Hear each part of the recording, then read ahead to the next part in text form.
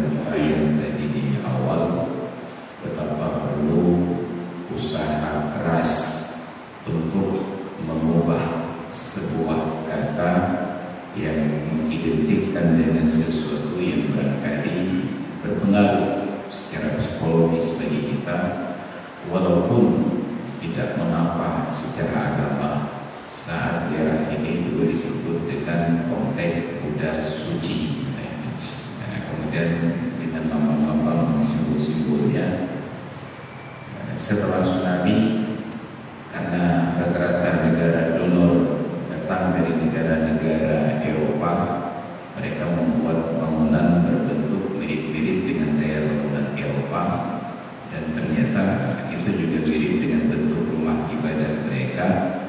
Maka sedengarlah usaha para pemimpin kita untuk bagaimana rumah bersalin ibu dan anak tersebut, rumah sakit ibu dan anak yang mirip dengan gereja, diubah karena dulu bangunannya mirip gereja ditambah dengan palang salibnya lagi. Jadi harus diubah pelan-pelan untuk lebih detik kepada Islam. Kenapa? Karena entah kitanya yang sempit berpikir atau memang kenyataannya demikian. Bagi kita sudah Islami apabila semuanya sudah berbentuk kubah, tidak lagi tempat persegi. Makanya karena di Aceh berlaku syariat Islam, kubah masjid letakkan di mana-mana, tidak terkecuali di atas bangunan gedung kedatangan dan keberangkatan Bandara Sultan Iskandar Muda. Makanya di Biren sampai rumah Bapak Bupati itu pun dianggap masjid karena ada kubah di atasnya. Jadi apapun yang ada kubah sudah kita anggap masjid dan kita anggap Islami. Dan selesai tugas Islamisasi di Aceh itu dengan kubah-kubah saja. Walaupun tidak ada yang masuk sholat ke dalamnya. Padahal kubah pertama kali diperkenalkan justru oleh budaya Romawi saat mereka membangun gereja Hagia Sophia yang ada di Turki. Jadi barulah umat Islam mengenal kubah. Padahal sudah lebih dahulu dipakai oleh orang Kristen. Tapi inilah terkejut oleh budaya dan peradaban, lalu tidak menggali akan sejarahnya. Demikian pula halnya pada hari ini. Hari ini adalah hari Sabtu, dan di dalam Al-Quran hanya dua nama hari yang disebut, Jumat dengan Sabtu. Jumat disebutkan sekali, Sabtu diulangi 7 kali. Ya ayyuhalladzina amanu idza nudiya lis-shalati min yaumil jumu'ati fas'au ila dzikrillah. Oleh para ulama tafsir mengatakan untuk nama hari boleh 3 pilihan kata, Jumat, Jumu'at ataupun Jumaat. Maka saudara-saudara kita di Malaysia menyebutnya Jumaat. Hari ini hari Jumaat. Kita menyebutnya Jumat. Tapi Al-Quran menyebutnya Jumu'ah. idza nudiya lis-sholati min yaumil jumu'ati. Satu kali disebut, satu diulangi 7 kali. Dimulai dari surat Al-Baqarah yang tadi saya bacakan di awal. Wa laqad 'alimtumul ladzina i'tadaw minkum fis-sabti. Sungguh kalian sudah mengetahui nasib kaum yang melanggar kehormatan di hari Sabtu. Faqulna lahum kunu qiradatan khasiin.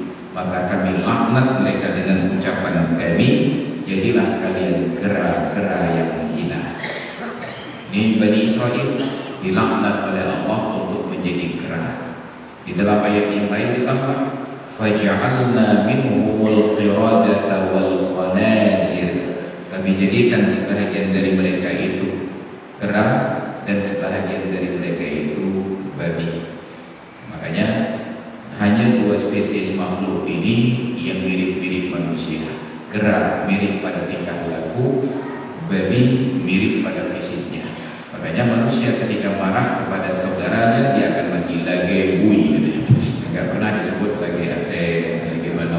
Kenapa? Karena hanya bibit babi yang paling mirip dengan kita, organ tubuhnya. Dan itu boleh ditanyakan kepada pakar anatomi, ahli kedokteran. Hanya organ babi yang bisa dicangkok di tubuh manusia.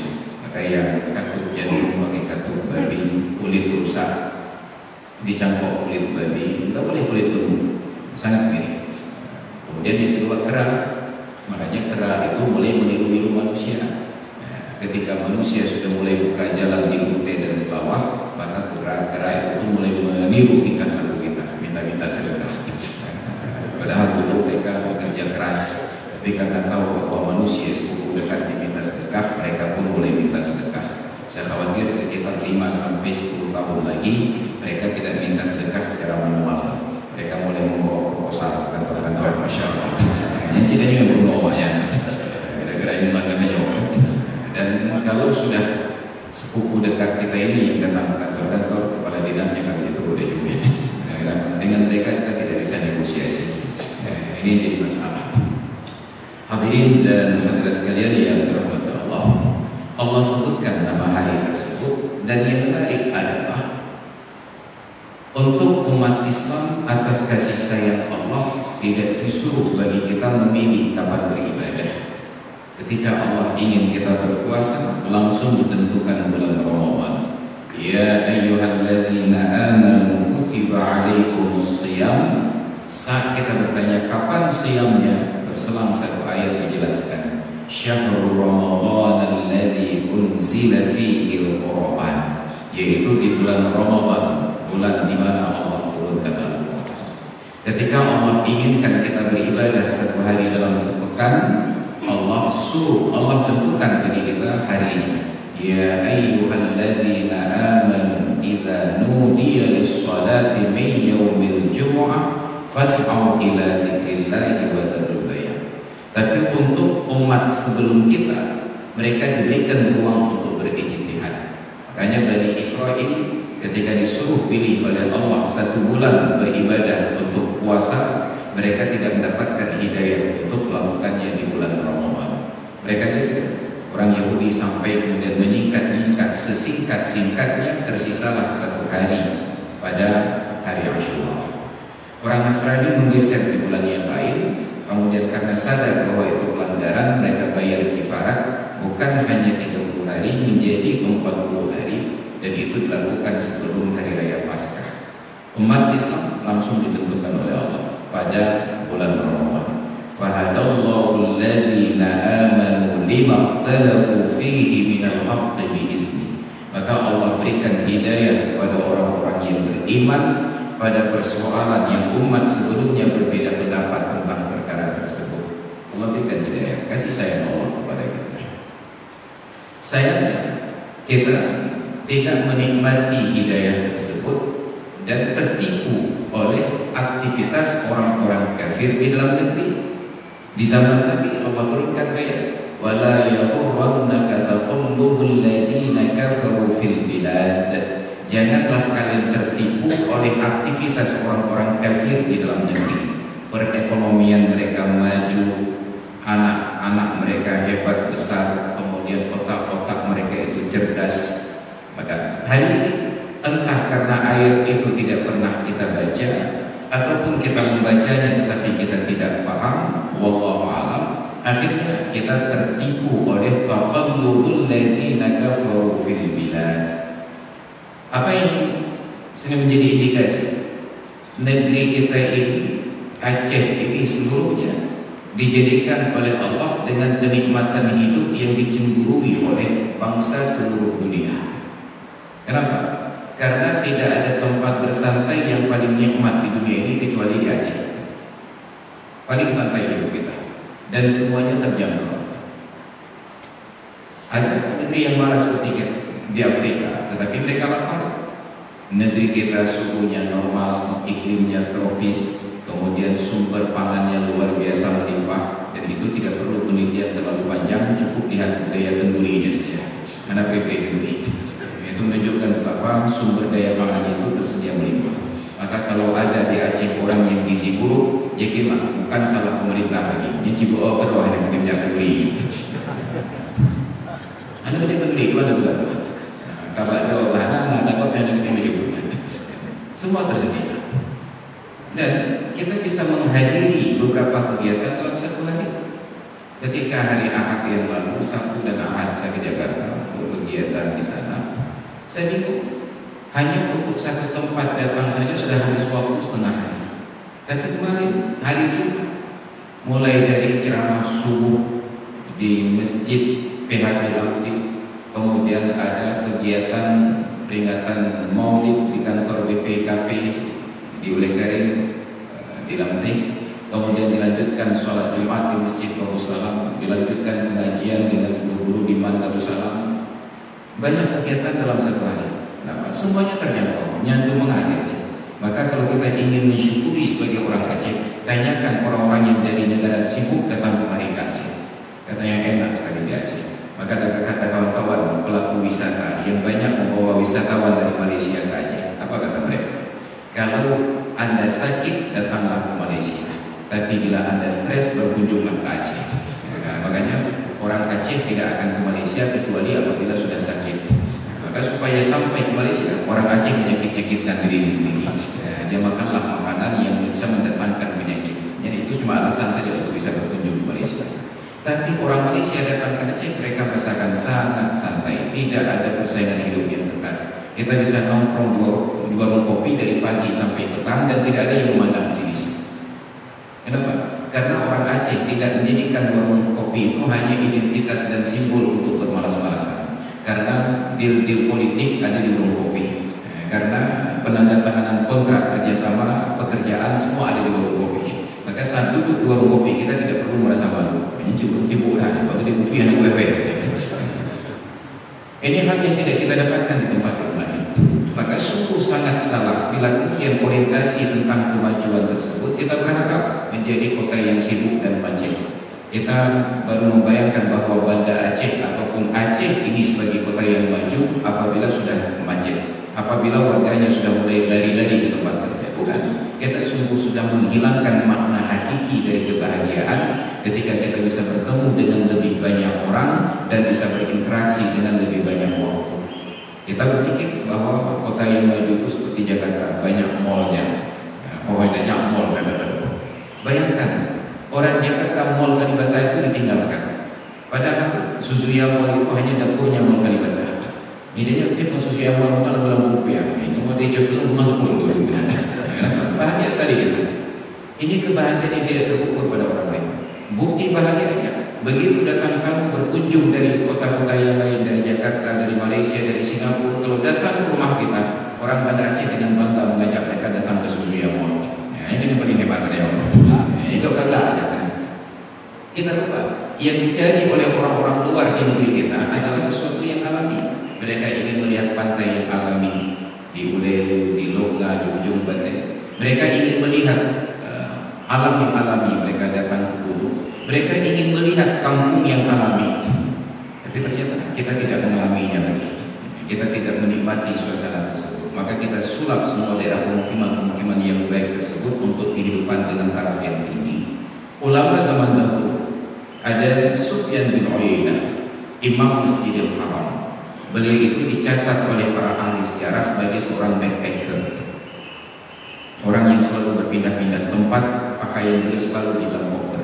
Saat ditanya oleh murid-murid beliau, "Tuan Guru, kenapa Anda tidak bangun satu rumah yang permanen untuk Anda tempati?" Kata beliau, "Saya tidak ingin tinggal di satu tempat menetap sampai meninggal, karena saya ingin ibadat saya itu tenang. Maka apabila di sebuah tempat biaya hidup sudah tinggi, saya akan mencari kampung yang biaya hidupnya lebih murah, agar waktu mencari kerja tidak terlalu banyak untuk mencari nafkah, yang sisanya bisa saya pakai untuk beribadah." Kita bangun rumah di sebuah tempat, ketika biaya hidup melonjak tinggi, kita tidak punya alternatif kecuali tetap mempertahankan lokasi tersebut. Dan ternyata tidak di kita demikian.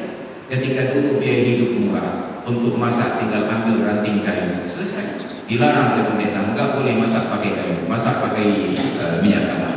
Maka kita beli kompor kok, aman, jitu, dan entah apa lagi mereknya.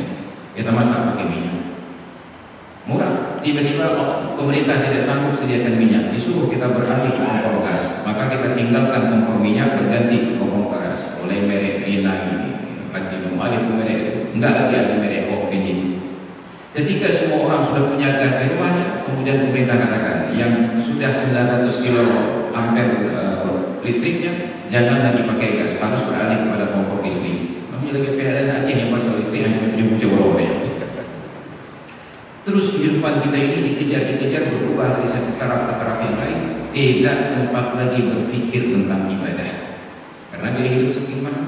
Makanya saya walaupun KTP-nya masih doi boleh garing, tinggalnya sudah dicetuk. Nah, harga tanah boleh garing naik, sewa rumah naik, saya pindah ke Cetu masih murah. Nah, kalau nanti harga tanah di Cetu naik, saya akan pindah ke Lembah Sawah.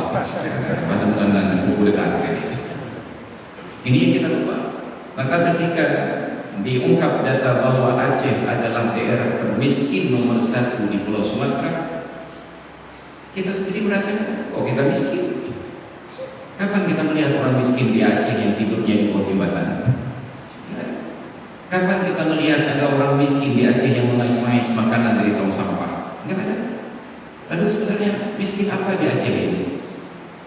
Kita menikmati kehidupan yang luar biasa sekali. Kalau ada orang yang musuh lapar di Aceh, itulah dengan konsep yang tadi saya sebutkan. Cipu obrol hidupnya punya kendurinya. Kenduri tersedia. Maulid di mana-mana 90 hari. Tahun yang lalu saya bahkan masih diundang kenduri maulid sampai dengan bulan Rajab. Nah, tahun ini mungkin sampai bulan Syawal kenduri maulid. Tahun depan sampai bulan Ramadan kenduri maulid. Mau usaha dia dan oh terbatas uang kita, penghasilan berkurang. Gampang solusinya, tinggal bawa ganja satu truk ke Medan kaya aja. Nah, jadi mudah-mudahan satu mesin. Maka ada konsep yang dilupakan oleh pemimpin-pemimpin kita, bahwa yang diinginkan dari kehidupan ini adalah menikmatinya, bukan disibukkan oleh aktivitasnya. Maka hari ini kita promosi masyarakat bahwa orang yang maju itu adalah orang yang sibuk memet hidup keluarga. Maka hari ini kita rancang para pegawai itu untuk sibuk sesibuk-sibuknya, bekerja 5 hari dalam sepekan dari Senin sampai Jumat, dan mereka pulang jam 5 sore, pulang rumah cahaya memet. Tapi kan ada waktu santai 2 hari, Sabtu dan Minggu. Jangan pernah berpikir santai dari Sabtu dan Minggu. Hari ini saya dapat undangan kenduri di 5 tempat. Boleh ya santai. Dan kenduri itu lebih dahsyat daripada absensi di kantor. Kalau kita tidak bisa absensi di tempat waktu, risikonya jelas. Ketika dipotong selesai. Tapi ketika ada kenduri di 5 tempat, kita tidak bisa datang, beban moral kita itu berat sekali. Putus silaturahmi, benci saudaranya, melakukan kenduri ilmunya alam badannya berat sekali. Maka makin Sabtu dan Minggu di Aceh orang makin stres. Jadi tidak ada lagi waktu santai. Ini menjadi PR terbesar bagi kita dan tidak ditawarkan solusi oleh para pemimpin kita. Maka saya tawarkan, kenapa tidak kita kembalikan kerja 6 hari dalam sepekan, masuk dari hari Senin sampai dengan hari Sabtu, jam 2 siang keluar dari kantor, suami keluar kantor jemput istri di kantornya, suami istri pulang dari kantor menjemput anak di sekolahnya, suami istri dan anak-anak pulang ke rumah makan siang bersama-sama. Ketika selama ini suami makan siang di kantor dengan istri orang lain, dan istri makan siang di kantor dengan suami orang lain. Anak-anak makan siang di sekolah dengan anak orang lain. Nah, tidak ada kebahagiaan kita. Tapi tidak ada seorang pemimpin pun yang berinisiatif untuk melakukan demikian. Mereka tetap menikmati. Pokoknya kita juga lagi sibuk. Wala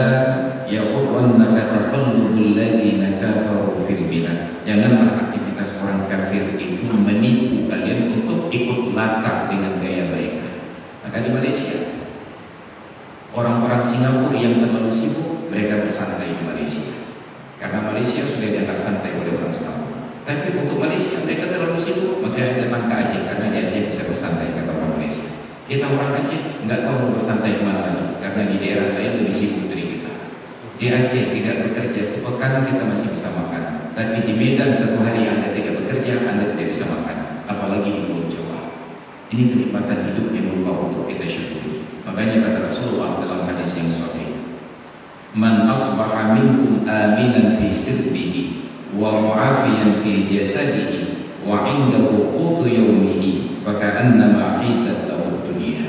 Barang siapa yang terbangun di waktu pagi, aman diri keluarga dan lingkungannya, tidak ada letusan senjata, tidak ada kekerasan, wa mu'afiyan fi jasadihi, sehat badannya, wa 'indahu qutu yawmihi, dan ia punya bekal makanan untuk sepanjang hari itu saja. Faka'annama hizat lahu dunya, seolah-olah kekayaannya itu sudah sebesar dunia ini. Hanya 3 standar itu sudah menjadikan kita kaya.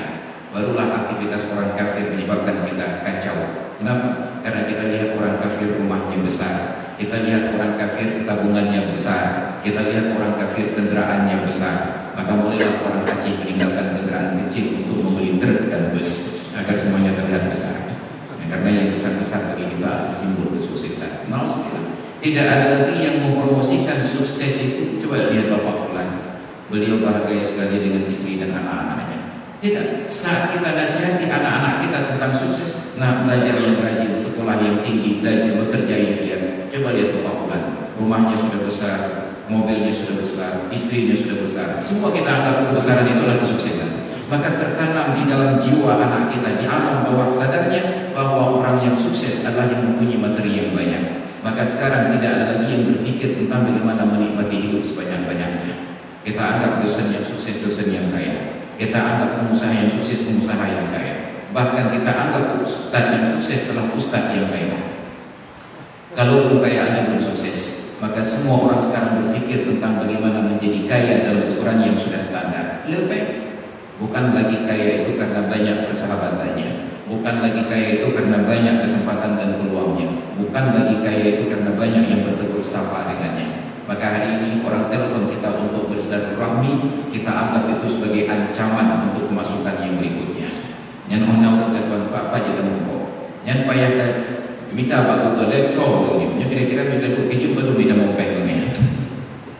Setiap kali kita melihat orang, yang terlihat adalah manfaat ekonomi apa di belakangnya, bukan lagi menghargai orang tersebut sebagai nilai-nilai kemanusiaan untuk berinteraksi. Maka alhamdulillah, hadirin kaum muslimin yang dirahmati Allah, kita sangat berbahagia ketika oleh senior-senior kita, sesepuh-sesepuh kita menggerakkan aktivitas berjamaah seperti ini. Maka adalah ruang bagi kita untuk merasa hidup yang sebenarnya. Kita datang ke masjid beribadah kepada Allah, dan di situ terbuka ruang untuk berinteraksi, tidak melihat pangkat dan jabatan, tidak bertanya apa pekerjaan.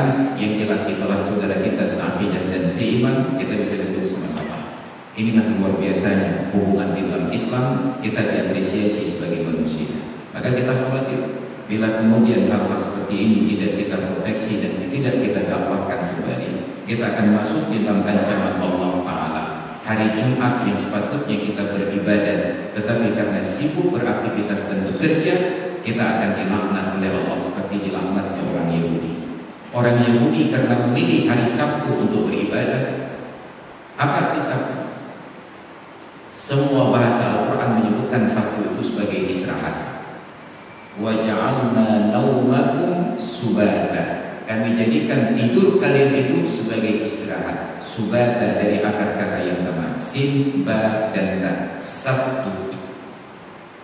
Saat ditanya oleh Sayyidina Ali pada seorang Yahudi di zaman beliau, kenapa kalian memilih istirahat di hari Sabtu? Apa kata orang Yahudi? Dia balas dengan pertanyaan kepada Sayyidina Ali, wahai Ali, di dalam Al-Quran yang Allah turunkan kepada kalian itu, berapa lama Allah ciptakan langit dan bumi? Ali menjawab, 6 hari. Kata Yahudi, demikian pula di dalam kitab Taurat, Allah ciptakan langit dan bumi dalam masa 6 hari, dimulai dari hari Ahad dan selesai pada hari Jumat. Maka Ahad itu hari pertama. Ahadun 1, Isnaini 2, Salasatun 3, Arba'atun 4, Khamsatun 5. Ahad, Isnain, Sulasa, Arbi'ah, Khamis. Untuk yang hari yang ke-6 tidak disebut sadis. Sadis bahasa Arab, tapi sadis bahasa Indonesia beda lagi, kejam sedikit, agak killer. Maka karena umat Islam kumpul di hari Jumat, maka perkumpulan itu dinamakan dengan Jumat Jamaah ataupun Jamaah. Karena Allah ciptakan langit dan bumi 6 hari, Allah beristirahat di hari Sabtu, kata orang Yahudi. Maka mereka sebut Sabtu dengan kata Sabtu karena itu hari istirahat.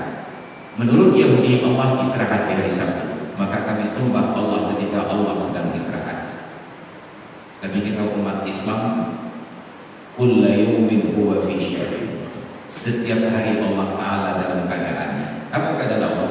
Tidak diam dan tidak bergerak. Karena bergerak dan diam adalah sifat makhluk. Bagaimana tidak diam dan tidak bergerak? Wallahu a'lam. Maka Allah sudah mengingatkan, jangan pernah berpikir tentang Allah. Karena kita tidak disuruh pikirkan tentang Allah. Kita hanya disuruh beribadah kepada Allah. Ini kita Allah ana mu'min ana dekat. Kita ana mu'min ana dekat. Yang tapi itu orang bohong. Kita tidak disuruh berpikir tentang Allah. Kita hanya disuruh beribadah kepada Allah. Maka kata Sayyidina Ali, kami tidak mengimani bahwa Allah itu beristirahat. Allah menciptakan langit dan bumi 6 hari, thumma stawa 'alal 'arsy. Kemudian Allah bersemayam di atas 'arsy, yudabbirul amra, mengurus segala persoalan ini, tidak diam dan tidak bergerak. Wa fi kulli yawmin huwa fi sya'nin.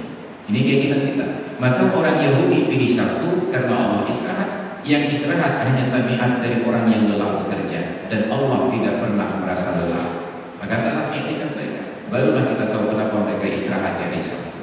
Tapi kita diajarkan untuk istirahat di hari Jumat. Tapi belum ada pemerintahan yang berani mengistirahatkan hari Jumat, kecuali hanya di Kelantan, kecuali hanya di Terengganu dan beberapa provinsi yang ada di Malaysia. Kenapa? Alasan pemerintah sederhana saja. Kalau kita istirahat di hari Jumat, libur, sedangkan pemerintah pusat di sana tetap bekerja, nanti koordinasinya menjadi sulit. Kalau kita libur hari Jumat, kemudian bekerja di hari Sabtu dan Minggu, maka Sabtu dan Minggu itu bank tidak buka. Orang kaya yang cari uang sulit menyimpan uang di mana? Hanya di pinggir. Kalau bank-bank nasional tidak mau bekerja sama, bukankah pemerintah punya bank daerah? Bank Aceh itu saham pemerintah Aceh sebetulnya. Bisa diinstruksikan. Kalau kalian tidak mau libur hari Jumat, bekerja Sabtu dan Minggu, kalian saya kerja. Selesai. Namanya Pak Hisir Sulaiman langsung buka dulu Sabtu Minggu, mulai Jumat itu. Tapi kita tidak punya keinginan. Maka ketika Nik Aziz Allah berlalu di Malaysia ingin menetapkan libur hari Jumat, beliau silakan kalian bank mau kerja, silakan kerja. Kami libur hari Jumat, Sabtu dan Minggu kami bekerja.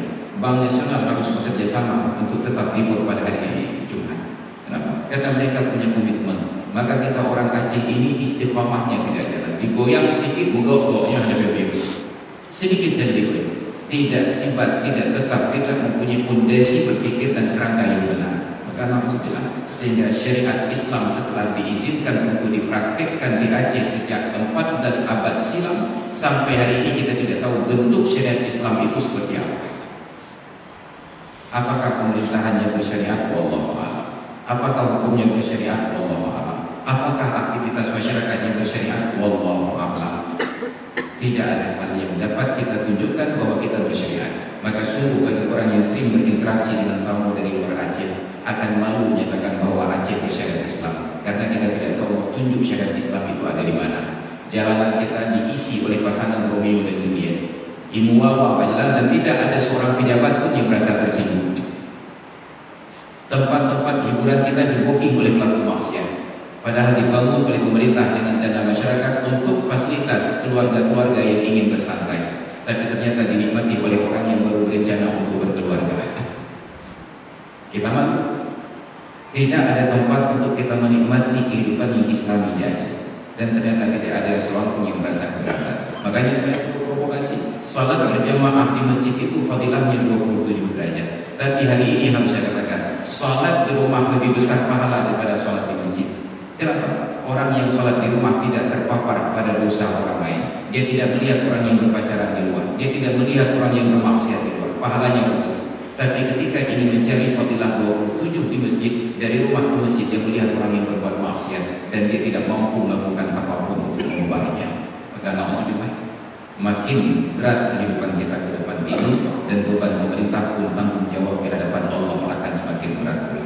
Kullukum ra'in wa kullukum mas'ulun an ra'iyatihi. Setiap kalian adalah pemimpin dan setiap pemimpin akan dimintakan tanggung jawabnya. Makanya saya ketika berpikir ingin mencalonkan diri sebagai wali kota Jakarta, jadi berpikir ulang lagi. Lupa hari Desha Rohai Dadanggung, Desha Promo Hai Dadanggung, Desha Anu Rohai Dadanggung, Payah Dadanggung, Desha Dakogok, Rumah Kok Memanut Bapak. Kenapa? Karena kita tidak melakukan perubahan. Saat ditanya oleh Allah, selama engkau menjabat sebagai wali kota Jakarta, apa yang telah engkau lakukan untuk syariat ini? Selama engkau menjadi wali kota Jakarta, kemaksiatan apa yang sudah berhasil engkau redam? Selama engkau sudah menjadi wali kota Jakarta, syariat apa yang sudah engkau bela? Hanya ada dua. Maka waktu dia masuk ID al-Jakarta, makanya hadirin dan hadirat sekalian yang dirahmati Allah, akhirnya kita kembali kepada ayat ya ayyuhalladzina amanu qu anfusakum wa ahlikum nar. Wahai orang-orang yang beriman, peliharalah diri dan keluarga kalian dari api neraka. Kita cari rezeki yang halal, kita nafkahkan kepada anak dan istri secara halal. Maka hari ini sekaligus saya sebagai wali kota Jakarta mengundang Bapak dan Ibu untuk menikmati rezeki yang halal besok di hari Ahad di pesantren Babul Maghfirah di Kota Madia Jakarta. Mari kita datang sama-sama ke sana untuk makan kenduri yang halal. Itu beripe kamu dengan anak. Dan kita anak-anak itu tidak ada yang korupsi satu pun. Ada tagihan juga kan. Dan kami hanya minta kehadirannya saja tanpa harus bawa tiket baraka 3 kilo, 2 kilo, gula berongkok. Nggak perlu. Hanya datang saja, kita makan sama-sama, lalu kita pulang sama-sama.